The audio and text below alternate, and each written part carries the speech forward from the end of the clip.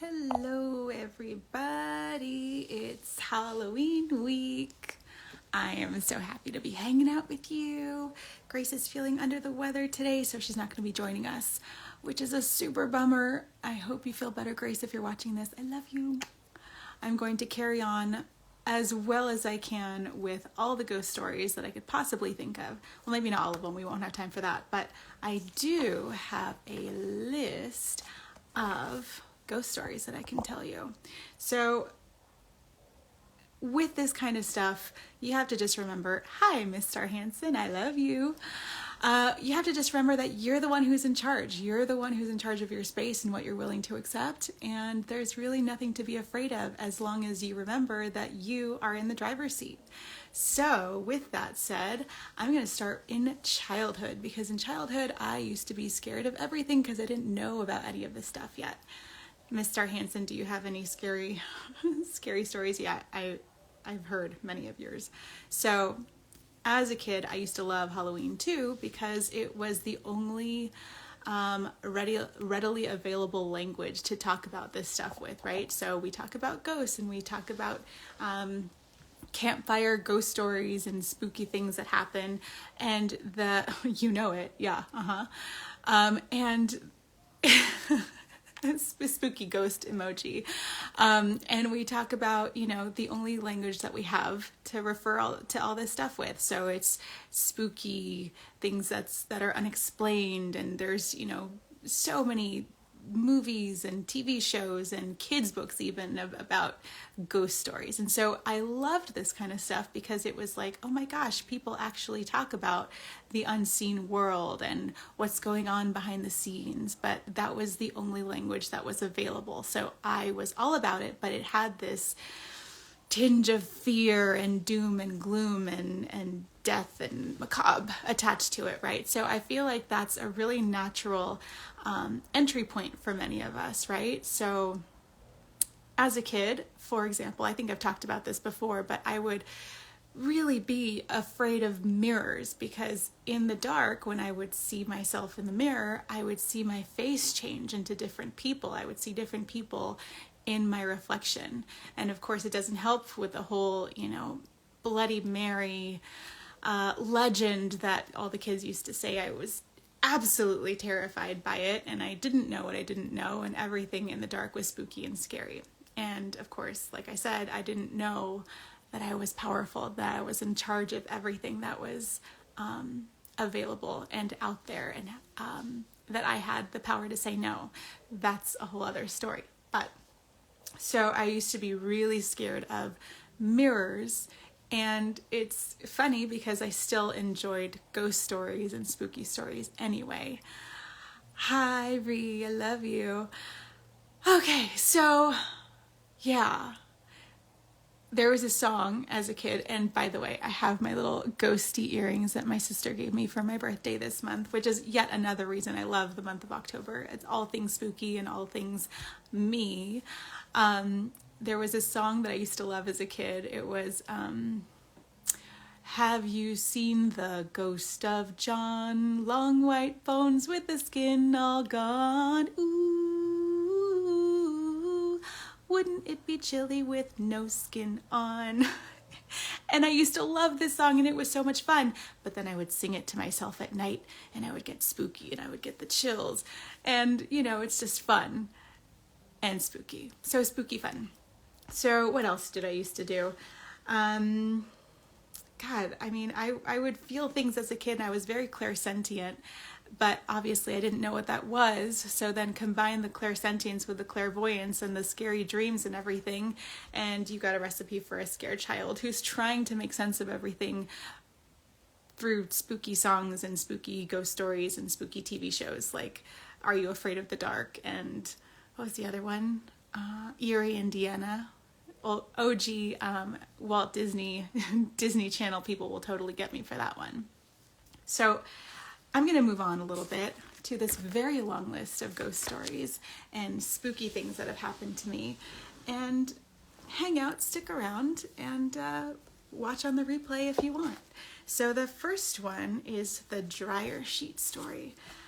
This is a really quick one. And so many of these things I feel happen just in service of getting you to pay attention to the fact that there is stuff happening behind the scenes. There's more than meets the eye, right? More to the story. So the dryer sheet. I was minding my own business doing laundry, and I was putting laundry from the washer into the dryer. And so I put a dryer sheet into the dryer and it fell. And I noticed it out of the corner of my eye that it fell in a very certain trajectory, that it went underneath the hamper that was right next to me.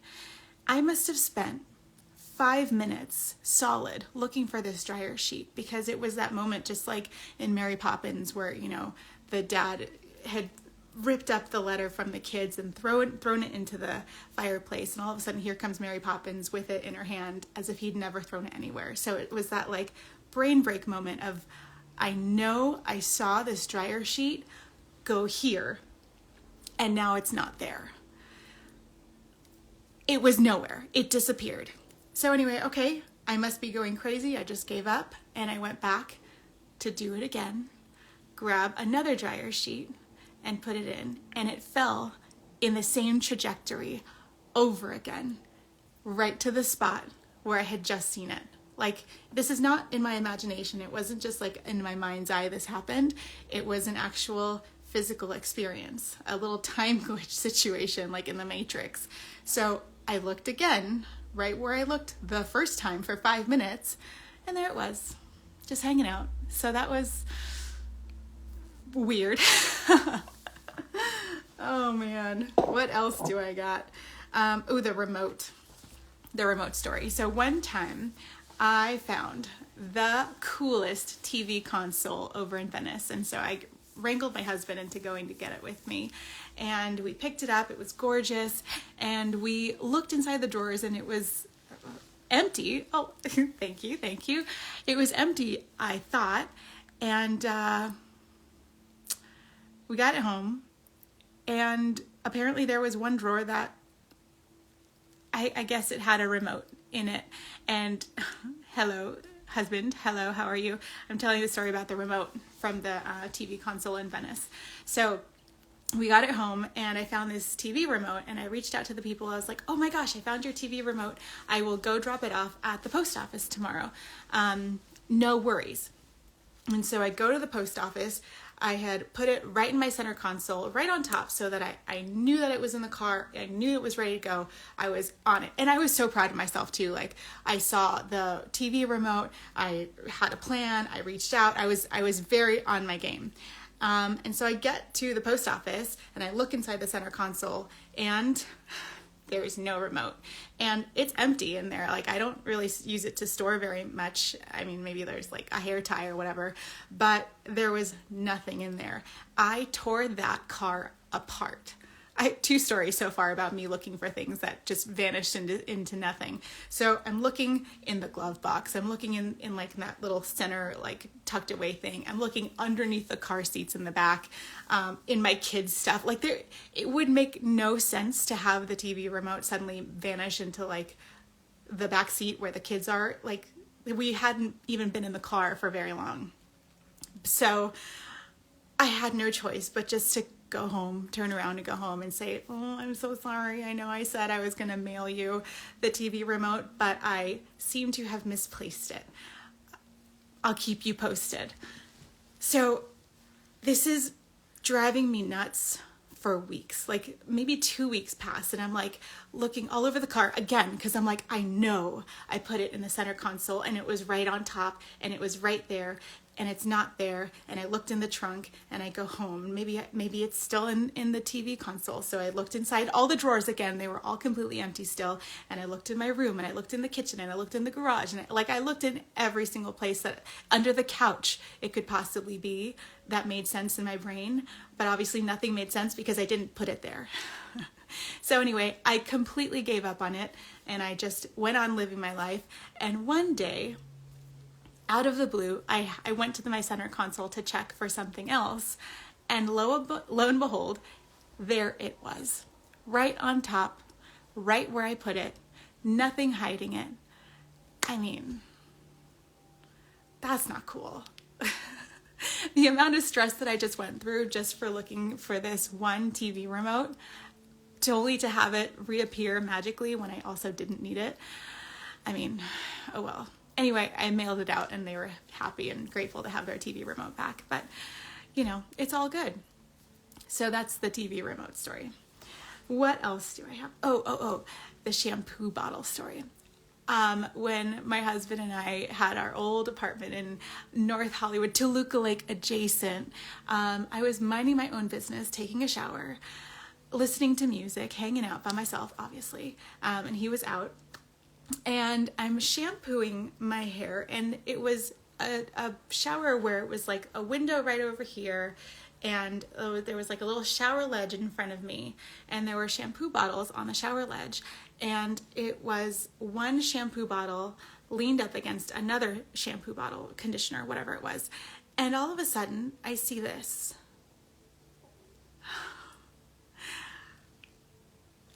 My head was full of shampoo still. I couldn't just run out of the shower. I was dripping wet, and so I had to stay there to finish rinsing off, and I was racking my brain for how to make sense of the situation. Could it have been the wind? No, here was the window, and it would have knocked it over into the other bottle, and everything would have fallen down. Okay, so what if there was like a magnet? That makes no sense because it's plastic, and also there was nothing there, and it wouldn't have just been like a slow progression of a bottle defying gravity. It just would have been, you know, I mean, there was no explanation. So anyway, I got out of there as fast as I could, and I ran out of the bathroom and I jumped under the covers, and I was like, babe, you have to come home right away. This is not okay. I'm terrified. This is all before I learned any of this stuff, and I figured out that I was actually totally safe and there was nothing to be scared of.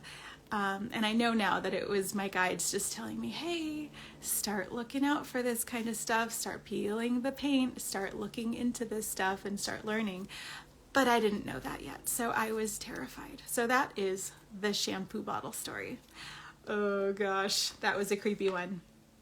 Oh, and then as recent as last summer, we moved to the house we live in now, and every single day, I mean, it's really hot in the summers out here. It's Southern California, so I like to put up my sun visor in the car so that we go to the car with the two kids and it's not, you know, a total oven. At least it's just like a little bit warm. Anyway, so I know for a fact that I put the windshield sun visor up when I get out of the car. That's my routine. That's what I do. And every single day, every single morning that I would go back out to my car, there it would be folded up very nicely in the passenger seat every single day for months.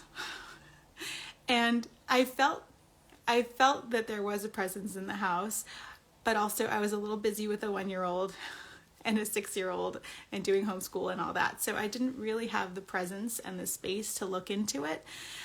But finally I was like, okay, listen, I don't have a problem that you're here. However, you need to be kind, you need to be respectful, and you are not allowed to scare my kids. So if you could please stop putting my windshield visor thing out on the seat, because I like when my car is protected from the sun in the summertime. If you could please refrain from doing that, thank you so much. And then it stopped, because that's how it works, and you just have to have a little conversation about boundaries, just like in the physical world as well. So again, you are always in charge, but it is very interesting to see how spirit wants to communicate and just kind of get your attention and say, hello, I'm here. So that is the windshield wiper story.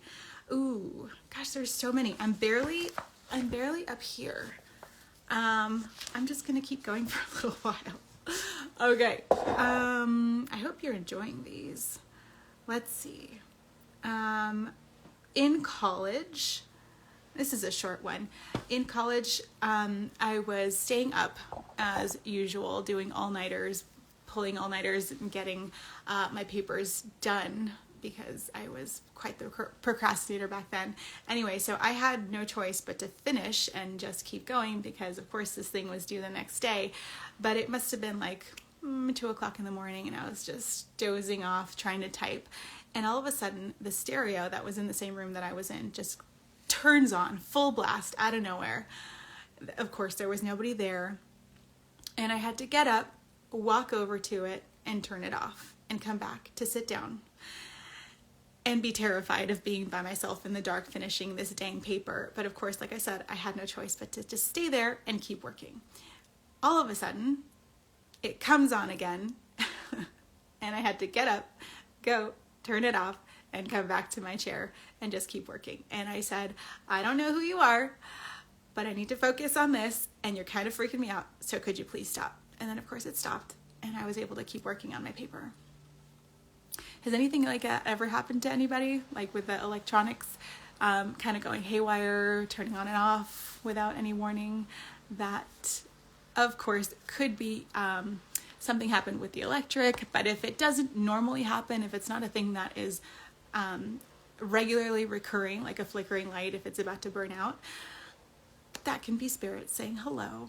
So just heads up, just say hello. And again, you have boundaries and you get to ask for what you need. What else? I mean, same thing. Footsteps going down the hall, things flying off of shelves. And this is the kind of stuff that like always followed me since I was a kid. But I think as a kid, I just dismissed it and didn't think twice about it. And then as I got older a little bit, I just thought, oh, well, I guess maybe, you know, this happens to everybody, or maybe the place I'm at is haunted. Actually, it's just me. It's just, I'm super connected. I didn't know I was a psychic medium. I didn't know what a psychic medium was. And I didn't know about energetic tools to have boundaries and claim your space and any of that. So that's where that came from. Yep, electronic stuff happening. Yeah. What else?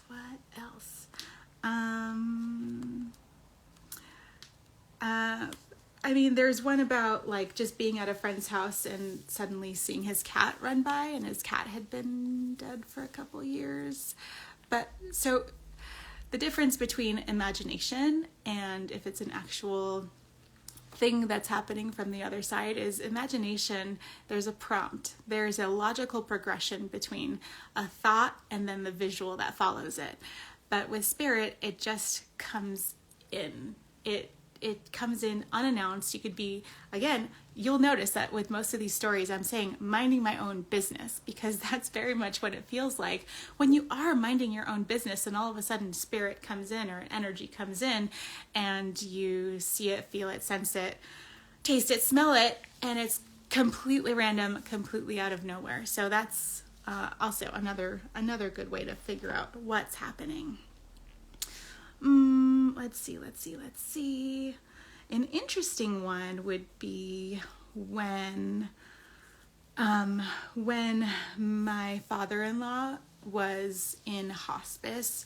I had a visitation dream from him, which was actually really beautiful, and it was before everything started really ramping up. And I was in my dream, and I was in the driver's seat, and all of a sudden I felt him come in. And I guess that really tracks with the fact that I'm clairsentient. And that's been a really natural sense for me since I was a kid. But in my dream, I felt him come in, and I looked over to the back seat, and there he was. And he didn't look like he was in the physical, like he looked healthy and young and vibrant. And I noticed that his lips didn't move, and I noticed that he communicated telepathically, and I noticed that there was this really beautiful, like sparkly veil that I had to look through in order to look behind the back seat to see him, and I had to part the veil a little bit to see him. And speaking it out loud, like I can really see like how they were trying to communicate in that dream at the time. But and it was just this sense of excitement to see him, like, oh my gosh, you're here, thank you so much for coming by. And it was this very strong feeling of being aware of who he was, aware of the stakes, that he wasn't supposed to be there, that it was a very special thing. It felt very significant in the dream, and that's all a whole bunch of ways to know and verify that it is a spirit visitation versus just wishful thinking. So he was just in the back seat, and he again telepathically communicated this sense of love and appreciation and connection, and and it was like a special goodbye, and that was a really meaningful dream. And what's interesting there is that the timing of it, he didn't actually pass away for another week and a half, but I knew that it was getting close, and I knew that it was a special hello just for me. I guess that he was aware of our connection, and he was aware of my receptivity to being able to communicate in that way. So that was really beautiful to me.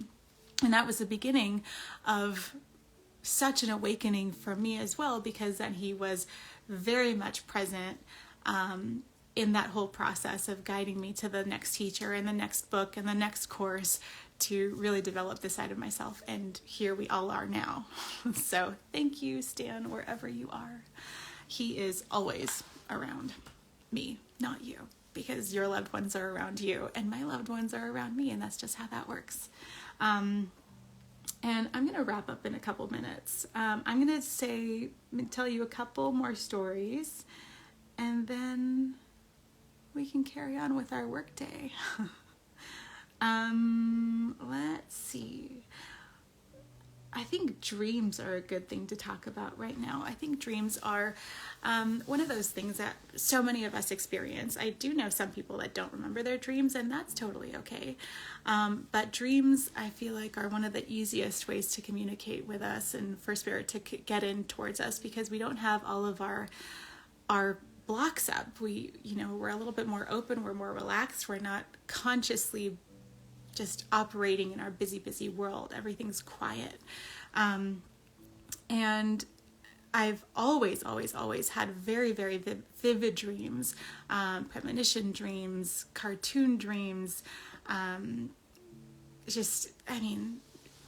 a whole thing. But I used to have so many nightmares, constantly having nightmares. And I used to, wake up in the middle of the night in a cold sweat and just be shattering. And I thought that the nightmare would come from when I was cold, when actually it's the opposite. I was cold because I was having this visitation encounter with whatever unseen energy was trying to connect with me at that time. And again, that was before my energetic boundaries were on point, and before I realized that actually I'm in charge even when I'm dreaming, that I can lucid dream, that I could astral travel, that I could have all these experiences and be completely in the driver's seat of them. And that's a whole other talk. But dreams, there was a really, really impactful dream that I don't think I've ever shared on social before. It was the night I found out that I was pregnant with my son, and it was a flying dream. I don't know if you've had flying dreams before, but I used to have them constantly as a kid, and even growing up, just where I knew that I had this innate ability to fly. And of course, as I've gotten older, those dreams are getting less and less and less, which is why in this dream, when all of a sudden I was flying again, it was this elation of reconnecting with this old skill that I had. And it was, it was a very clear awareness that it was something that was very special, that I was dreaming, and that I was doing this fun thing again. So I was having fun with it. But all of a sudden, it was like a tone change and a shift in the energy of the dream. And it was really slight. It was like going sideways just a little bit. And it had this feeling of like foreboding. And I was like, yeah, this isn't worth it. I don't like this feeling. Let's shut it down. I want to wake up, please. And everything just went dark. And all of a sudden, there's this huge black cat right in front of me it's just towering in front of me. And it comes over and it gives me a hug, and it takes a claw and it stabs me in the heart on the back. And then I wake up just like, yeah. This has been historically a pretty common occurrence for me, and which is funny because I used to watch that old TV show Medium with Patricia Arquette, and my husband and I used to always laugh at like the drama of her having this dream and then she wakes up with a start, and actually that's really common. So it is funny, and also it's accurate. Anyway, so that was kind of trippy. I was like, okay, so if this is how this pregnancy is going to go, that's crazy. And I was kind of unsettled by this dream. And all of a sudden, I was coming home a few days later from taking my daughter to preschool and coming home from there. And I realized that there's this black cat on the top of a building that I had passed a million times, but only this time had it caught my attention and I looked. And it was on top of this cat hospital, and the name of it was called Backstage. And I'd never heard this name before. So I went home and I Googled Backstage. And as it turns out, I wouldn't get the significance, by the way, of this later because this is summer 2019 that this happened. Backstage is all about motherhood, family, protection from viruses. And that, knowing what we know now about 2020, kind of blew my mind. And I didn't know how huge that was until after my son was born, after quarantine and lockdown, and looking back and realizing, holy crap, I got a heads up and I didn't even know it. Crazy, just crazy, crazy, crazy. I will leave you with this. I think the most important thing to take away from all of this is we are in charge. We decide what we're open to connecting with in the energy world and in the physical world. We are in charge. And there is an entire unseen world, and we are completely loved and supported. But in order to feel that, we have to connect with it, and we have to know that that exists and that's available for us. So I was working with a pendulum at one point. This is maybe 2010. And when you work with a pendulum, you could also work with the alphabet so that it can spell some messages out. And again, ground, cleanse, protect, set your intention before you do this. You don't want to just walk down the street in the dark in a sketchy neighborhood with your purse out, wearing no clothes. Like, be smart. You don't have to just open yourself to all the energy of the unseen in order to just see what there is. No, ground, cleanse, protect, set your intention. Okay, so I was really needing some comfort in my life at that point, and I was really needing some direction. I needed some answers. So I got my pendulum out and I got my little alphabet out and I said, what do I need to know?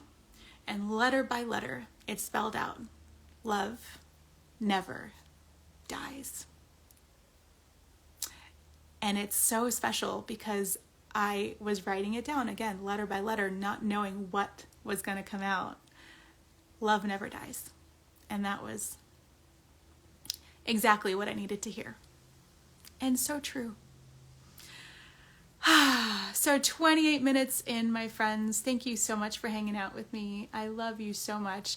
I don't know about our schedule for November, but I will be keeping you posted with what's going on. And take away. Yeah, there is an unseen world that there is so much to learn about. But the most important thing to know is that love never dies. Thank you for hanging out. Happy Halloween!